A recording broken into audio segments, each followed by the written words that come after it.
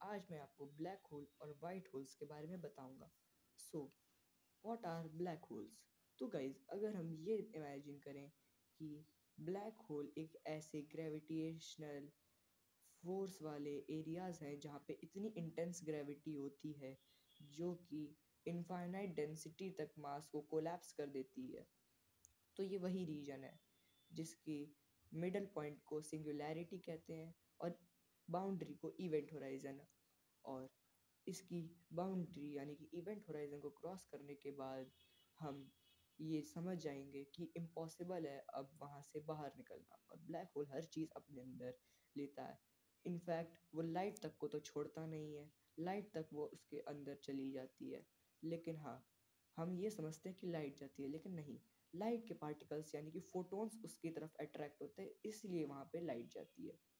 अब अगर बात करें कि इसका पास्ट क्या है, तो 1915 ने जब आइंस्टाइन ने थ्योरी ऑफ रिलेटिविटी में एक ऐसे रीजन की बात की जहाँ पे सुपर मैसिव ग्रेविटी हो, तो उनकी इक्वेशंस से ही सबसे पहले हाइपोथेटिकली पता चला कि ब्लैक होल्स होते हैं।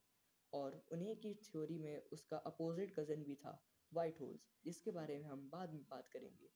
तो जब सबसे पहली सैटेलाइट पिक्चर ली गई ब्लैक होल की, तभी जाके ये प्रूव हुआ। तो अगर हम ब्लैक होल्स की बात करें, तो ब्लैक होल एक मिस्टीरियस ऑब्जेक्ट भी हो सकते हैं क्योंकि हमने कभी इनके अंदर देखा ही नहीं।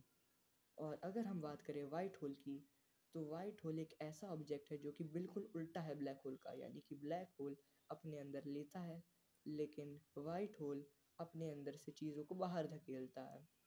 और अगर हम ये इमेजिन करें कि हम उसके अंदर चले गए तब भी हमको कुछ नहीं दिखेगा, क्योंकि हम ये जानते हैं कि 7 लाइट से ही वाइट लाइट बनती है। और वो 7 lights orange, yellow, red, purple, मतलब वॉयलेट, ब्लू, ग्रीन है। और इन्हीं लाइट से वाइट लाइट बनती है। और हमें वहाँ पे कुछ दिखेगा ही नहीं। पहली बात तो जाना ही उसके अंदर इम्पॉसिबल है, क्योंकि वो इतनी तेज़ी से हमें फेंकेगा कि हम उसके अंदर जा ही नहीं पाएंगे। और एक इंटरेस्टिंग सा हाइपोथेसिस तो ये भी कहता है कि जो ब्लैक होल है वो वर्म होल का एंट्रेंस और वाइट होल वर्म होल का एग्जिट पॉइंट है। क्योंकि अगर वर्म होल रियली में एग्जिट करते हैं तो ब्लैक होल्स के अंदर से जाके हम वाइट होल से निकलते हैं। और एक हाइपोथेसिस ये भी है कि हमारा यूनिवर्स भी एक ब्लैक होल के ही अंदर है। और अगर हम ये माने कि जो ब्लैक होल्स हैं वो वाइट होल के कज़न्स हैं और वाइट होल्स भी एग्जिस्ट करते हैं, लेकिन अभी तक थ्योरेटिकली ये प्रूव नहीं हो पाया है, तो हम ये मान सकते हैं कि वाइट होल्स अभी भी एक हाइपोथेसिस ही है जो कि मैथमेटिकली प्रूव हुई है और किसी भी तरह से प्रूव हुई ही नहीं है। आज की वीडियो के लिए इतना ही। Thanks for watching. Please like and subscribe.